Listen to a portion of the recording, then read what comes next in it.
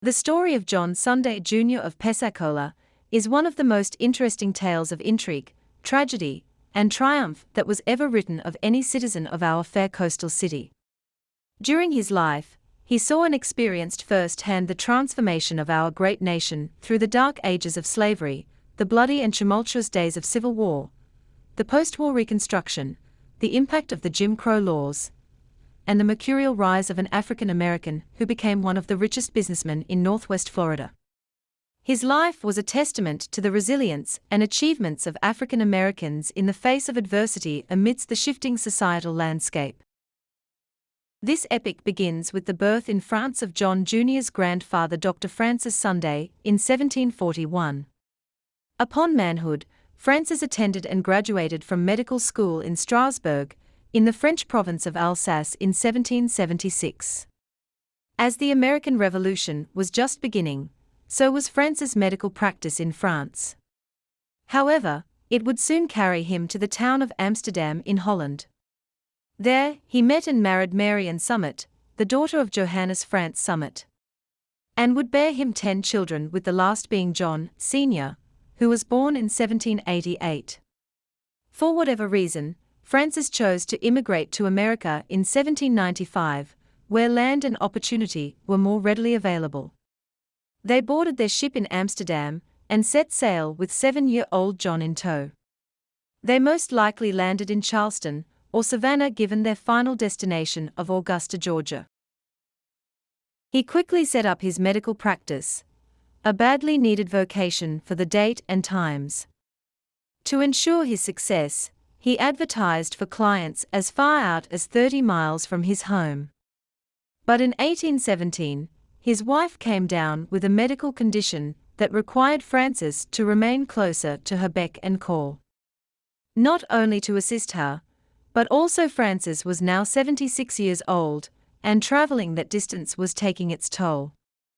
Therefore, he began to concentrate his medical expertise towards pharmaceutical production.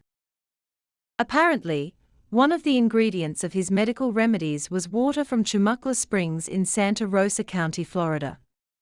An old Indian site, the waters were reputed to have healing powers, of which Dr. Sunday took advantage of as early as 1827. Anne's condition worsened until Saturday morning of July 14, 1821, when she passed away after 14 years of suffering. She was buried in the Magnolia Cemetery in Augusta, Georgia.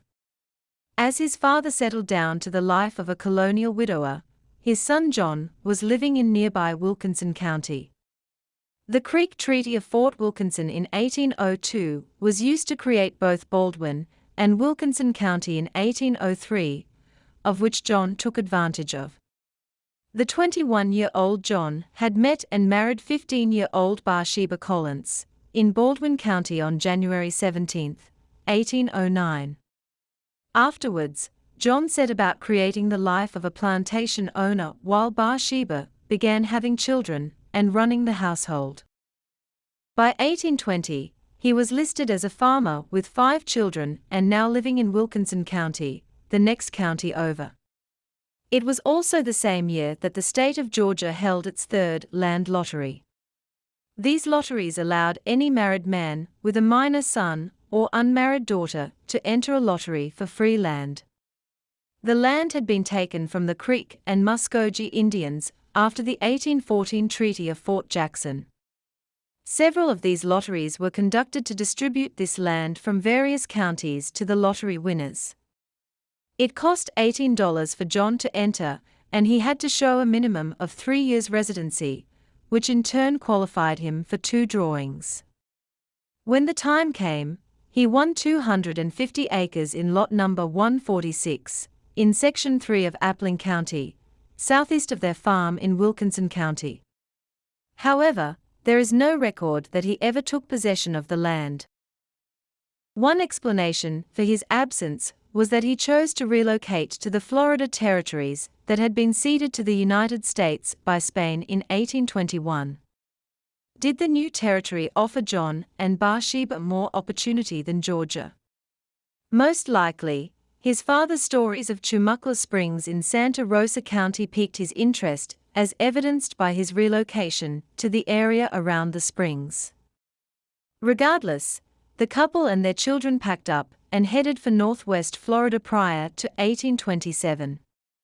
The first mention of John, in what was then Escambia County, came in May 1830, and sadly, it was not an endearing historical note. On that date, he and 3 other men was charged with beating and kicking to death a slave named Andrew. The case was presented to the grand jury, who returned a true bill, which stated there was enough evidence to proceed with criminal charges.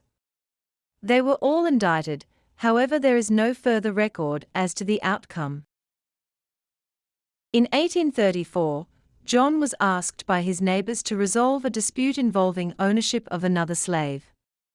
The men met and talked while drinking their spirits, and finally agreed on a settlement.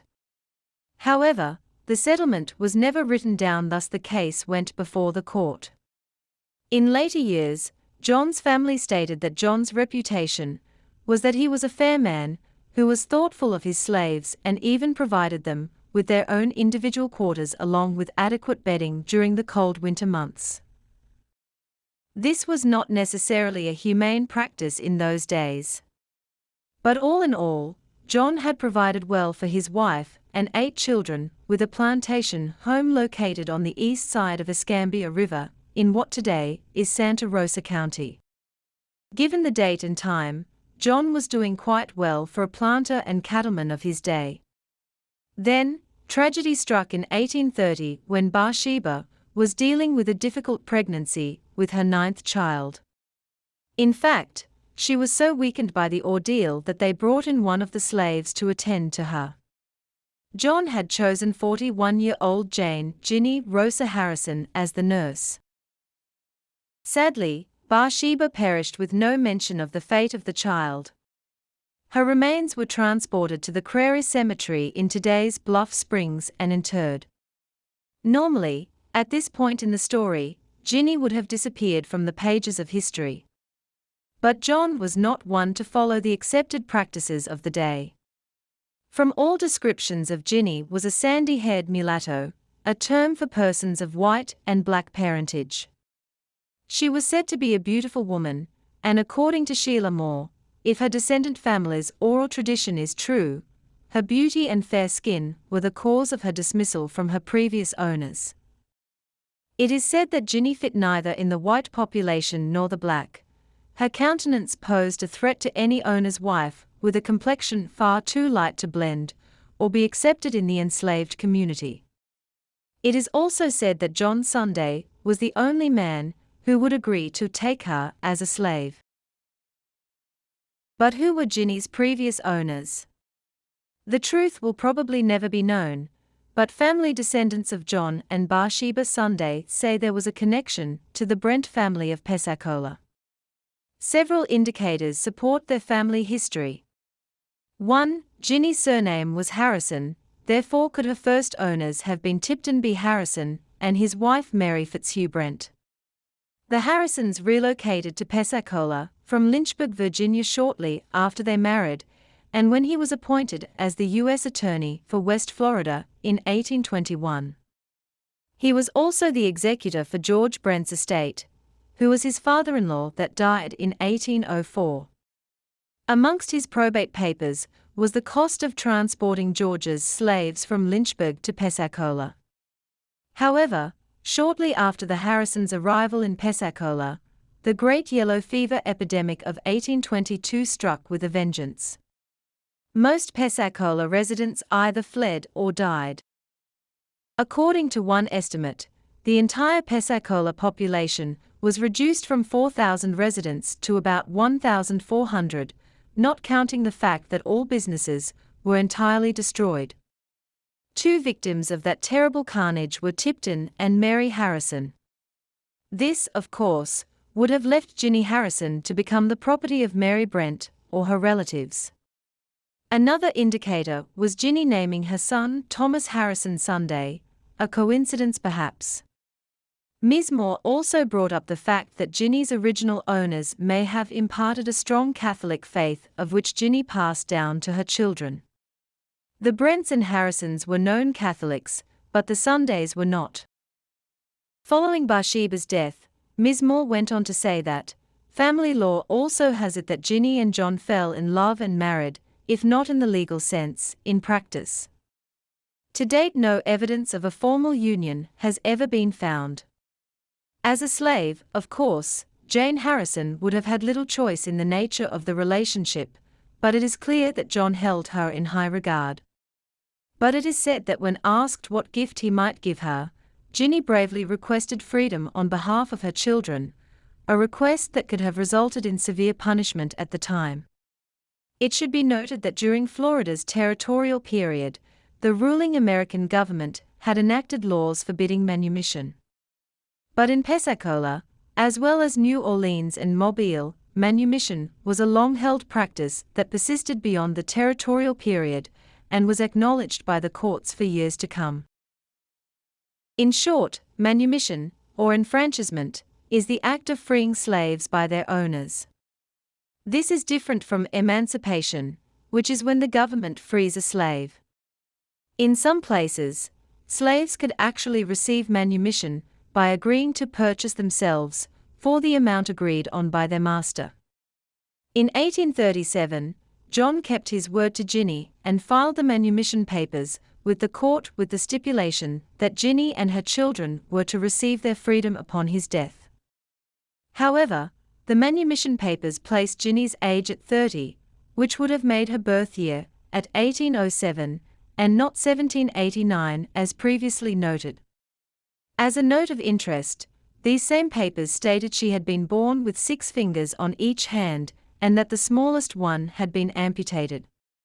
Her sons Harrison and David and her daughter Amanda had received the same procedure. This condition is called polydactyly and is a common congenital anomaly. The medical treatment at that time was amputation.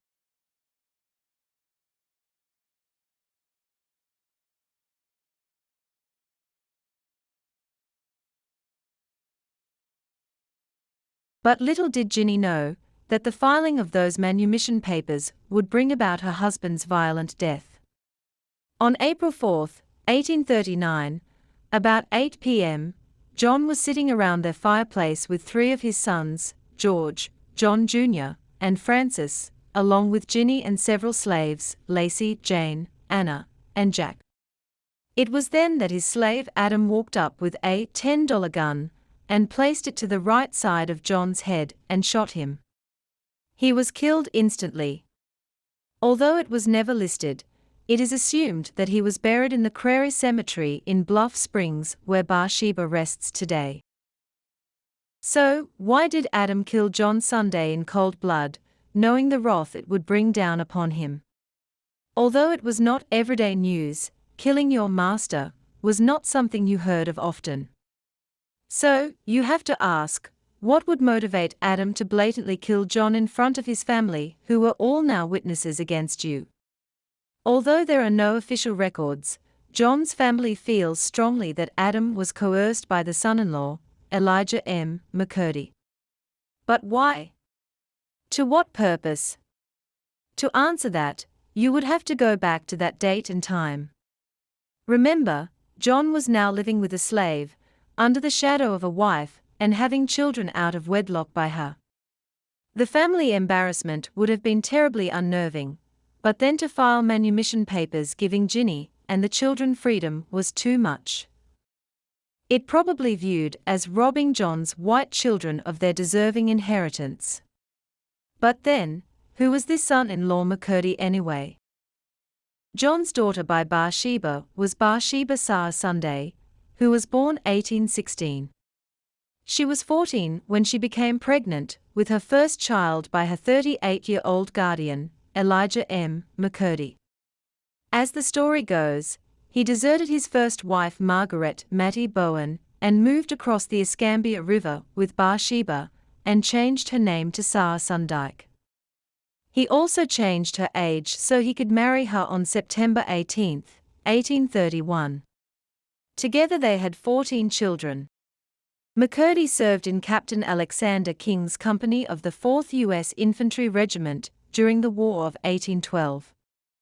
He enlisted in Abbeville, South Carolina, and received his discharge on December 5, 1818 while in Captain J. M. Glassell's company at Fort St. Marks, Florida.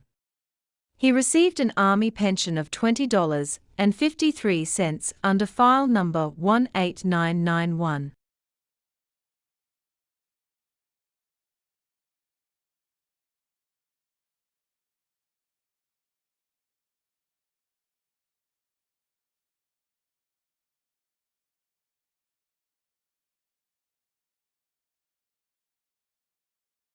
As to John's murder, even the Pensacola Gazette wrote according to Ms. Moore that some of those accused by Adam are of a complexion which secures them against his statements, even though they had been made under oath.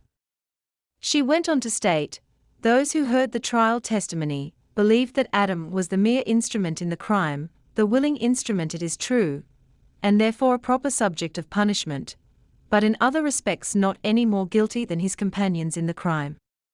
Moore felt rightly so that, given this information and the later actions of McCurdy and William S.B. Owens, the oral tradition appears to have merit. But according to law, following John's murder, the local newspaper ran an advertisement for an administrator's sale on April 13 and May 11, 1839. There was to be a public auction at John Sunday's plantation whereby his slaves were to be sold. They were identified as Jack, 23 years, Tracy, 26 years, her 3 children, Calvin, 8 years, Martha, 5 years, and Henry, 2 years. Also Anna, a mulatto girl who was about 12 years old. The slaves were described in the article as acclimated and healthy. The remaining slave, Adam, was not to be sold due to his conviction for the murder of John Sunday. Thus he was executed by hanging on the afternoon of Friday, June 14, 1839. It is notable that Jinny and her children were not listed in this advertised sale due to the manumission decree that set them free upon John's death.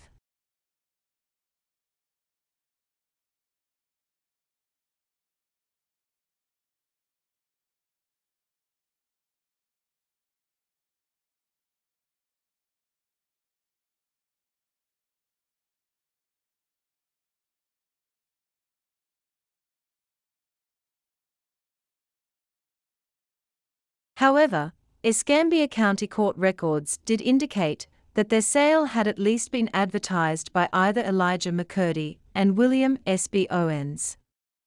Were the two administrators trying to circumvent the manumission?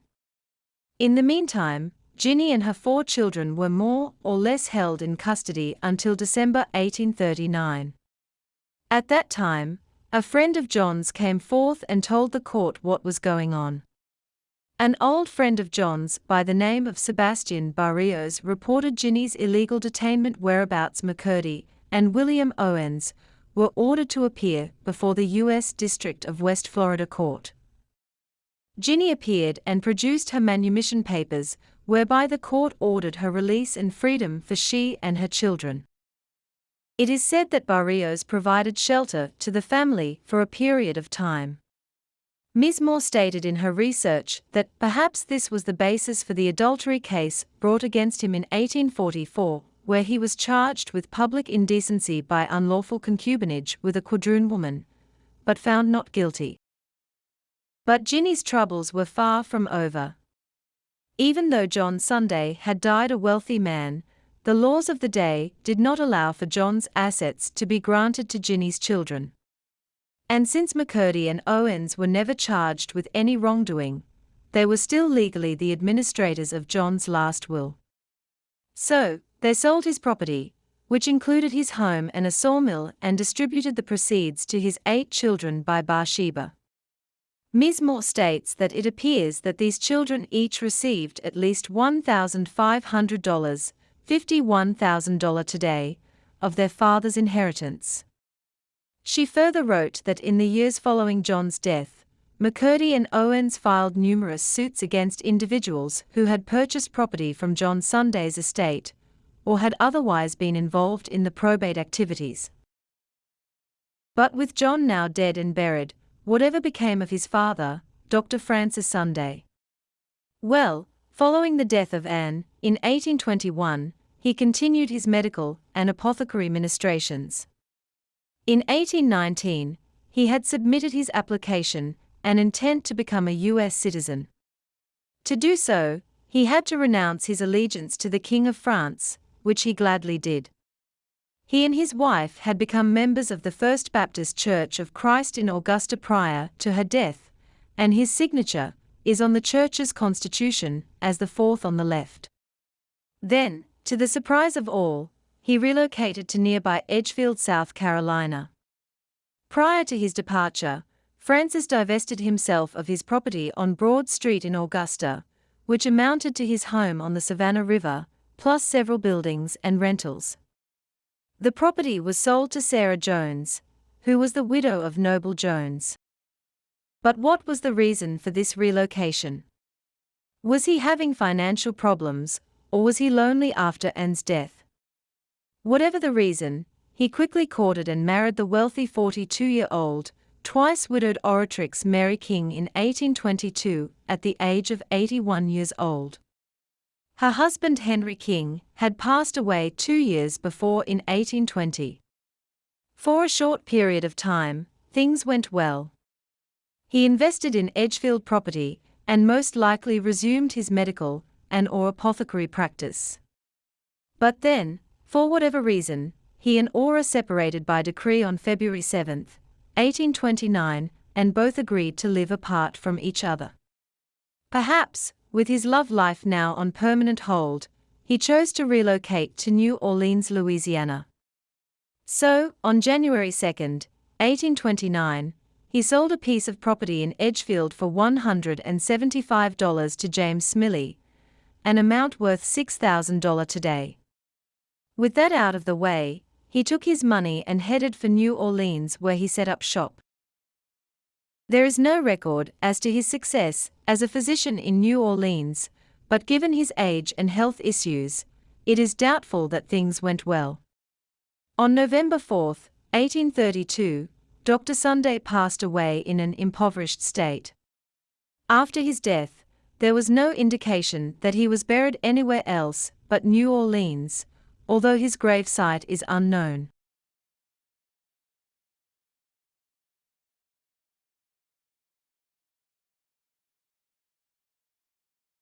With John now gone, Jinny still had 4 children to care for, but without the inheritance brought about by his death. John Jr. was about a year old when his father was murdered, and Jinny's oldest was 7. Luckily, she was able to stay with Sebastian for a time before moving elsewhere in Pensacola, where shelter and sustenance were readily available. Sometime before 1850, her sons John Jr. and Harrison were old enough to become apprentices to Ambrose Vaughan, who was a local cabinet and coffin maker in downtown Pensacola. Ambrose was a free Negro from Fredericksburg, Virginia, who was noted to be one of the wealthiest in Pensacola. After 5 years, John took his newfound carpentry skills and went to work at the Pensacola Navy Yard building ships. All was as well as it could be until the dark clouds of civil war began to appear. When they finally burst, Pensacola found itself in the middle of it all. Confederate troops took possession of Forts McCree and Barrancas, while the Union kept a hold of Fort Pickens. However, by 1862 the South recognized the futility of trying to defend Pensacola. Thus, they abandoned the forts and the city and headed north. Pensacola overnight became a ghost town as the civilian population fled to Greenville, Alabama, and elsewhere. One of the few buildings in use was Christ Church, which was used as a chapel, hospital, and prison for Union troops for the remainder of the war. Thus, a paradox was presented to the Sunday children as the Confederates were marching out and the Union troops were marching in. The Civil War has often been described as a war of brother against brother, and this became so true of the Sundays. The first Sunday to enlist was William Andrew Jackson Sunday, the son of his half-brother Francis Marion and grandson of John Sunday Sr. He had enlisted as a private in Bluff Springs, Florida, on March 21, 1862, and served with Captain Walston's company of the 1st Regiment of Florida Volunteers. He was captured in Harrodsburg, Kentucky, and died as a POW on January 26, 1863, in Greenville, Mississippi. The second to enlist was his half-brother John Sunday, the son of John Sr. and Bathsheba. He had enlisted in Tallahassee on April 28, 1862, in Captain William Bloxam's Company C of the Confederate 5th Regiment of Florida Volunteers. He had been responsible for the repair of the Army's wagons prior to his enlistment. Sadly, on June 19, 1862, he contracted a fever and died and was buried in the Old City Cemetery in Leon County, Florida. His wife was granted $43.70 for his unpaid salary. There is also an indication that his half-brother George Washington Sunday may have served in the 15th Confederate Cavalry that operated in northwest Florida. John's brother Thomas Harrison Sunday would enlist in 1863 with the U.S. Navy aboard the USS Jasmine.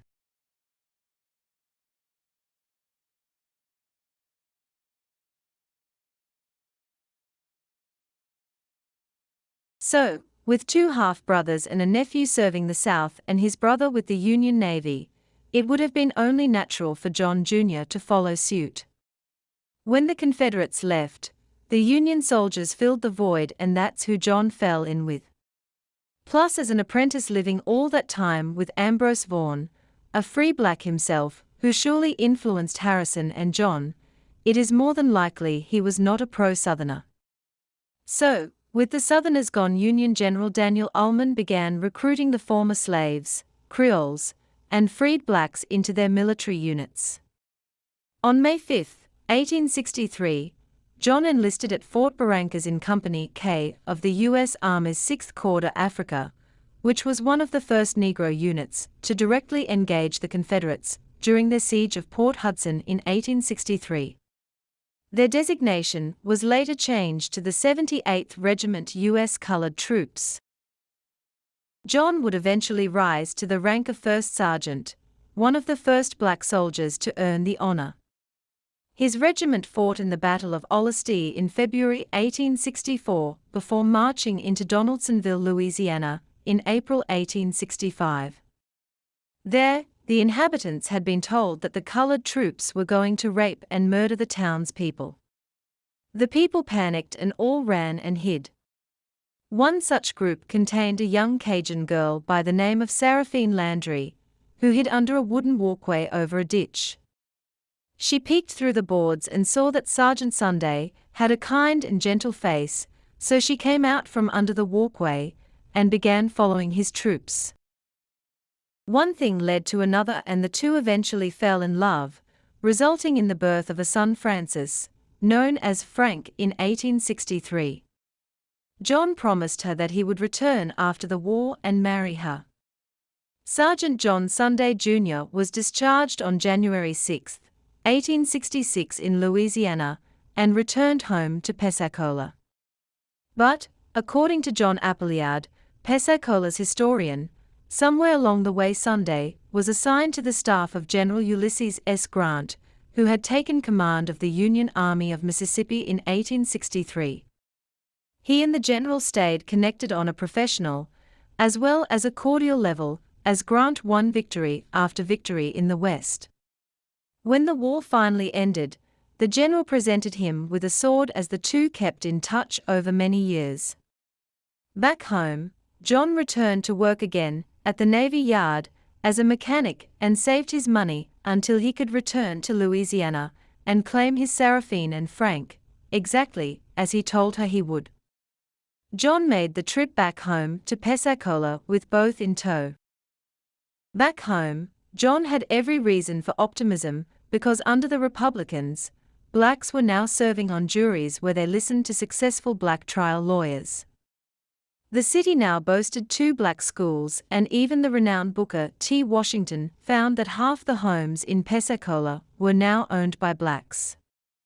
So, Upon arrival, John was able to introduce his new bride to a more promising future than the one they had left behind. Sara watched in awe at this new world, where John would play a large role, not only as an entrepreneur, but also as a role model to many aspiring young Negro citizens. He would open a restaurant at Halifax and Garden Street, and later a saloon on Tarragona Street. John was not the only successful black businessman, but he definitely was at the top of the list. In 1873, John was serving as a federal customs inspector at the port. The following year, he became the second African American to represent Escambia County in the state legislature in 1874 alongside another black representative, Charles A. Rouse. Rouse would resign his position on June 24, 1875. Rouse had served at Fort Barrancas as a cook with Company A of the 1st Union Cavalry Regiment from March 17, 1864 until his desertion on August 12, 1865. After John's tenure in Tallahassee, he was elected to the Pensacola City Council, as did Rouse, and would hold that position from 1878 to 1881, and then again in 1884. During this period, the 1880 census had John and Sara living at Tarragona and Garden Street while operating their retail grocery and liquor store. Meanwhile, as John and Sara were setting up housekeeping, John's mother was living in Warrington with her daughter Mercy and her husband Valdry Ruby, who supported them as a carpenter. Sadly, the 1870 census listed Jinny as idiotic, a term of the day that was used for a variety of causes such as senility. Jinny, as she was called, passed away on April 22, 1874, and was buried in St. Michael's Cemetery. After the war's end, all of the former slaves and free blacks began returning to Pensacola, along with many of the displaced white families. But the South was now an occupied territory, thus Union troops were stationed at Fort Pickens and the Navy Yard until the end of Reconstruction in 1877. With the Republican Party now in control from 1868 to 1885, more than 21 African Americans were elected to different offices, including the position of mayor in 1874. Mayor Salvador T. Ponce was a Roman Catholic bricklayer who was elected 4 times to the Florida House of Representatives. He also served on the city council and was a city clerk. Another emerging leader in post-war Pensacola was Elijah Zebulon. He was a freed slave who was now the owner of his own grocery store, before being elected to the Florida House of Representatives from 1871 to 1873. In 1874, Elijah asked for John's help to obtain the vacant postmaster job. John sent a letter to his old friend President Grant and Elijah was appointed. Another African American that rose in the political ranks was Richard Gagnet, a former tailor, then a night watchman, for the Customs Office in 1875. He was elected sheriff of Escambia County in 1878 till 1880 and served as city marshal from 1883 to 1885. He would pass away in 1893. Another black business leader during Reconstruction was Matthew M. Lewey, who would publish the first black newspaper in Florida, called the Florida Sentinel. The Popular People's Drug Store and the Pensacola Drug Store were also owned by African Americans, as was Sam Charles' shoe shop. Then everything changed, and not for the better. Former Confederate General Edward A. Perry was elected Florida's Democrat governor in 1885. This election alone brought about the end of minorities serving in city government. The infamous legislative act that brought this about became known as the Jim Crow laws and legalized racial segregation.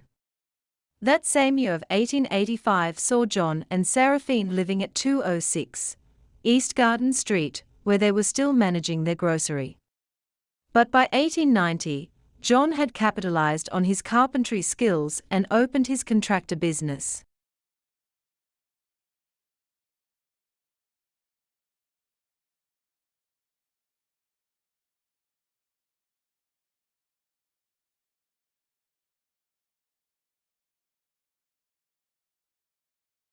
Now that his political career was over, thanks to Governor Perry, John cast his energies elsewhere in the community.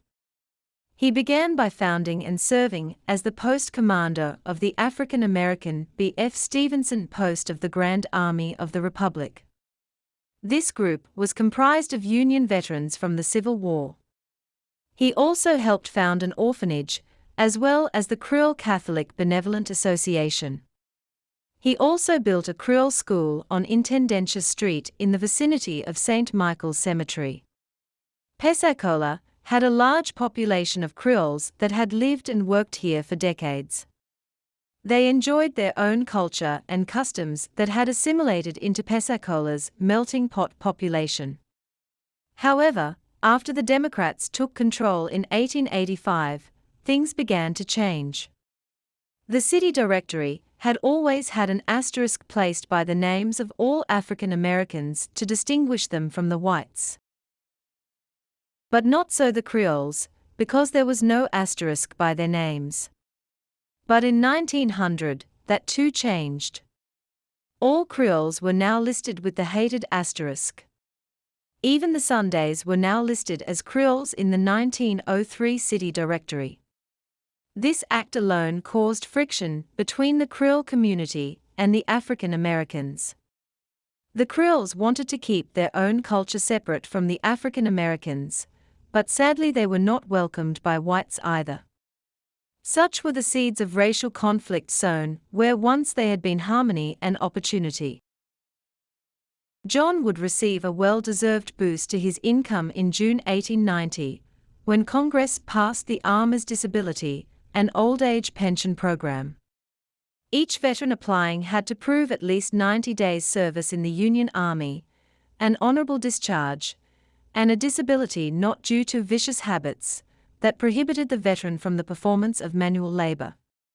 The pension was from $6 to $12 per month for each qualified veteran. Upon John's death in 1925, Sara applied and received her widow's pension.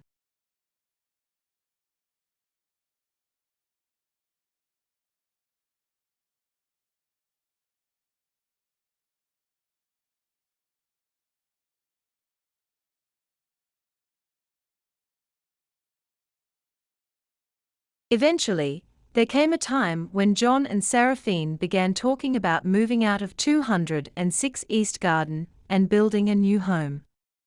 One of John's real estate investments in 1880 happened to be the city block that was bordered on the north by West Intendencia Street, the east by South Baylen Street, the west by South Barcelona Street, and south by West Government Street. The Barcelona side of the square had previously been bordered by the Ruby family. After discussing the location and investment, John and Sara decided to build their new home on the northeast corner of Government and Barcelona. However, these plans could come to fruition. They were set aside by a much greater calling.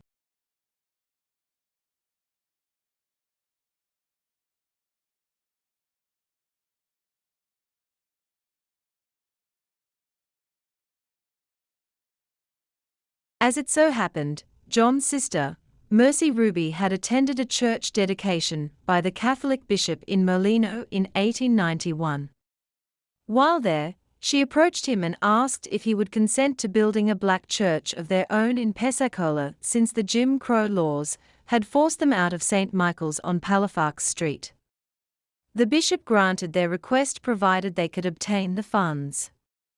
In response, Mercy approached John and Sara and asked them to sell the site of their new house that had been set aside for themselves so that the church could be built. They consented, thus the new church was completed in 1892 at 140 West Government Street.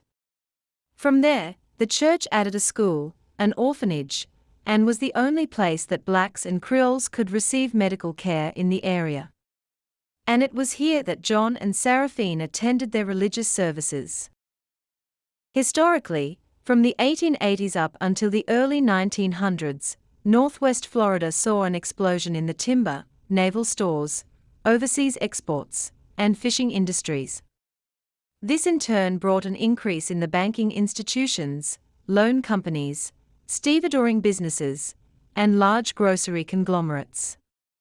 Sawmills sprang up all over Escambia County, increasing the need for more railroad lines to transport the timber. In the midst of this economic maelstrom, John saw an opportunity as early as 1893 to handle the need for new homes, commercial industrial establishments, and offices.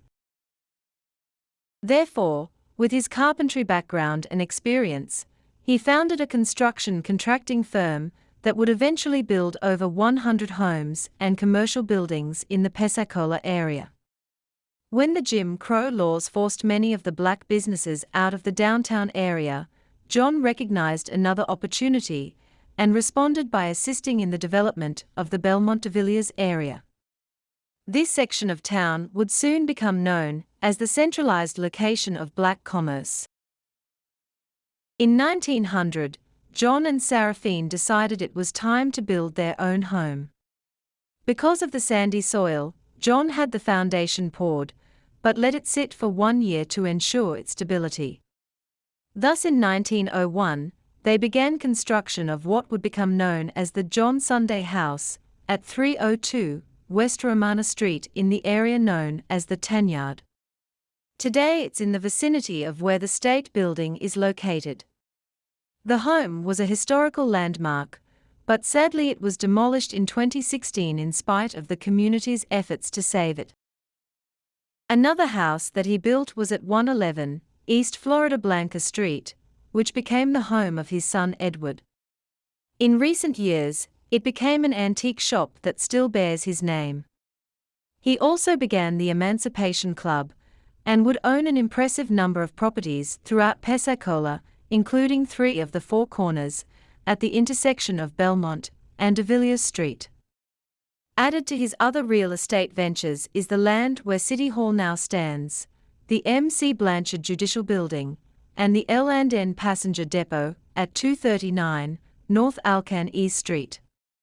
To ensure a better education for minorities in Pensacola, John was instrumental in establishing the city's first high school for black students. In 1905, Booker T. Washington stated that John was the wealthiest African American in America, with a net worth of over $125,000, equivalent to $4,471,000 today.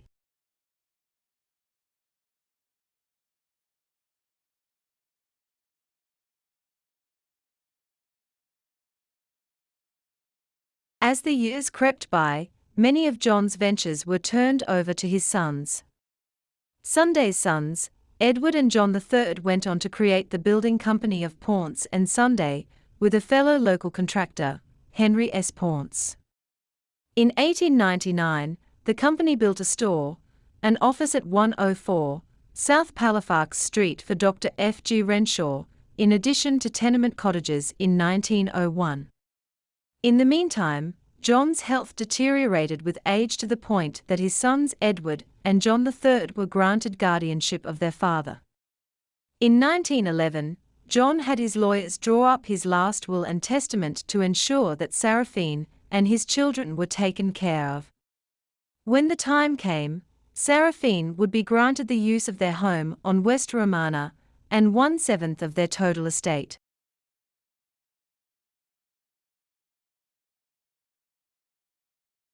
John's time on this earth ended on January 7, 1925, but sadly his obituary decried none of his many accomplishments that he had bestowed on Pensacola.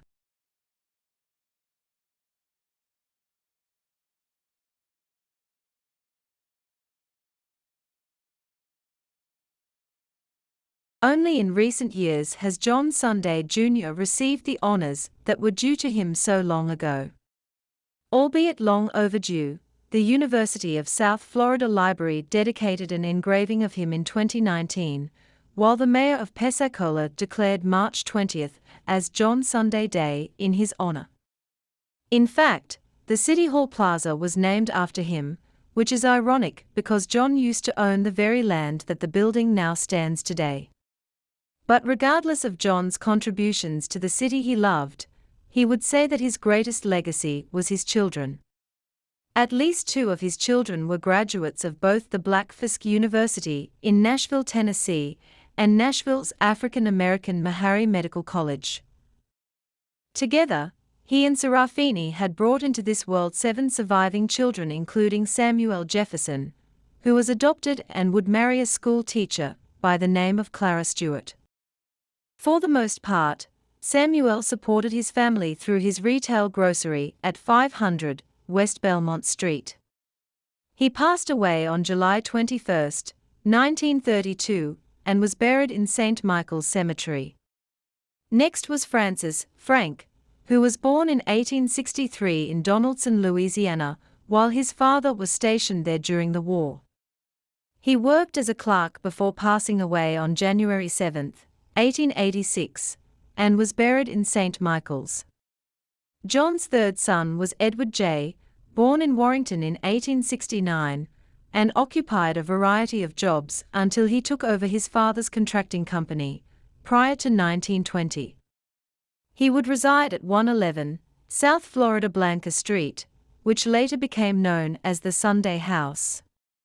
He would pass away on October 25, 1964, and joined his wife Julia Neely and family in St. Michael's. His daughter Amiel was born in 1871 and never married. She died on January 25, 1903, and was buried in St. Michael's.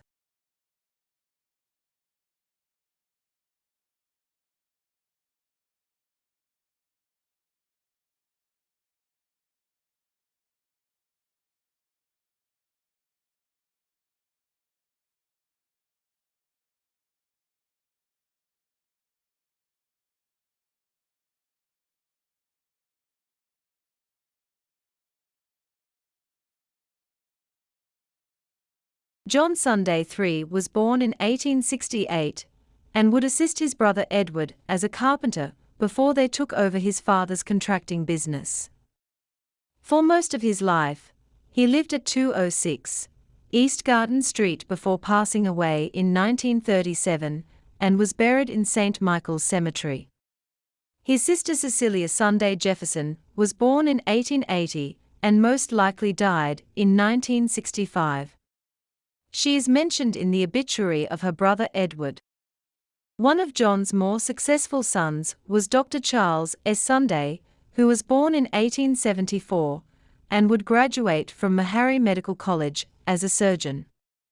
When his nation called him to arms during the Spanish-American War, he answered that call in July 1898, when he was appointed the assistant surgeon of the 23rd Kansas Infantry Regiment. The 23rd Kansas was an all-African American regiment, including the officers. While the regiment was still in Topeka, Spain would surrender on August 12, thus terminating hostilities. However, the regiment was ordered to Cuba as an occupation force because the High Command thought that African Americans were immune to tropical diseases. Naturally, the High Command was wrong, which sadly led to several deaths within the ranks. The troops boarded the Vigilancia and arrived at Santiago on August 31 and were immediately marched to San Luis. There, they would guard the town against guerrilla attacks while guarding Spanish POWs. The Treaty of Paris was then signed on December 10, and the war was finally over.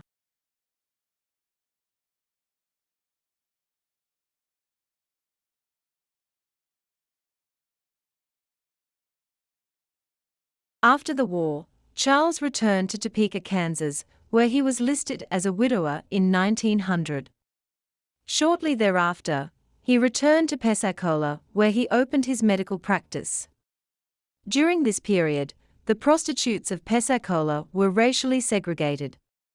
They were also required to receive regular medical examinations for sexual diseases.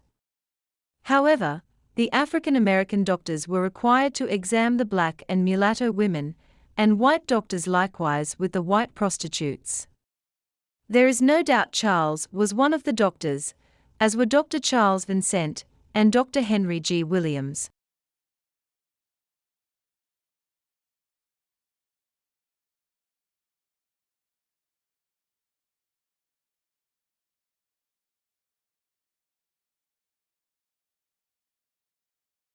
Next in line was his son Dr. Philip Mayfield Sunday, born in 1877, and was also a graduate of Meharry Medical College.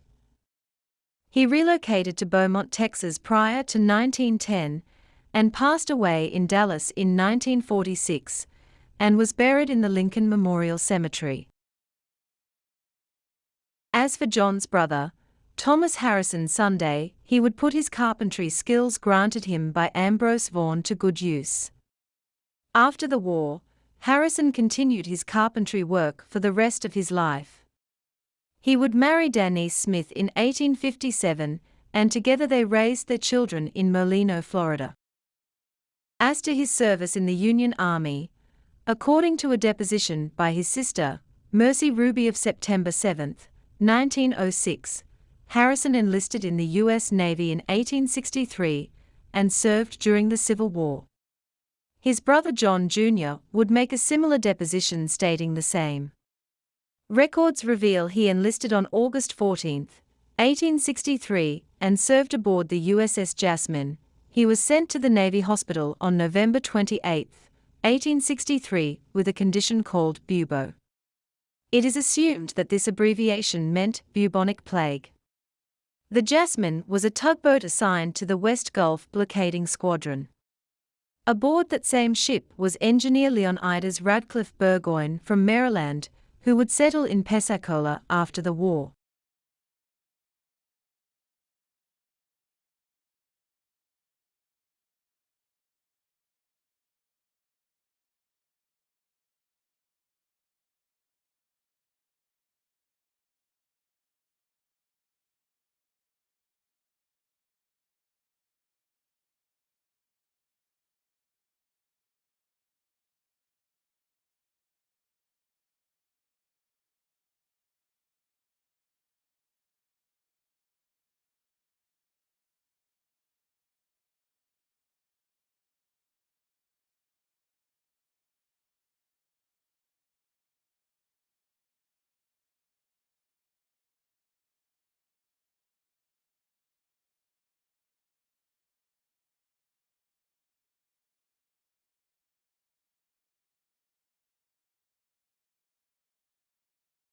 After the war, Harrison continued his work in carpentry for the rest of his life.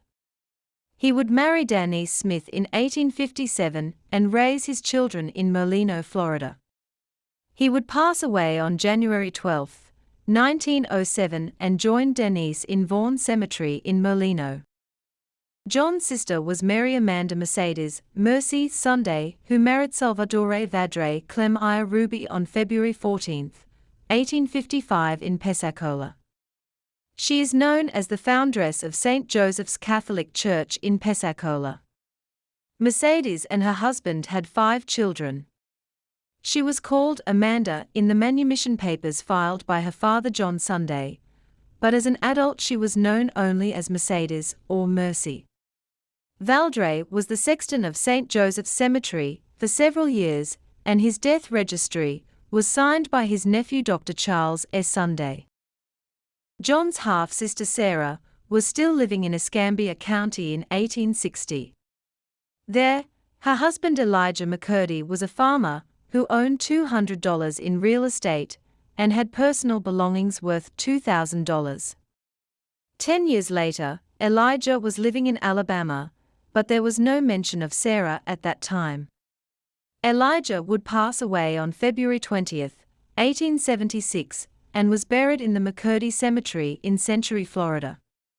Sara died in 1856 in Century, and is likely buried there as well.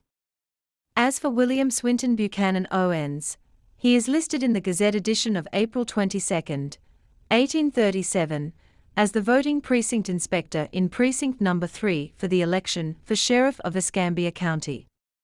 In 1850, he was listed as living east of Escambia River, which today is Santa Rosa County. By 1860, he was living in Uvalde, Texas, and upon his death was buried in the Humphreys Cemetery in Martindale, Texas.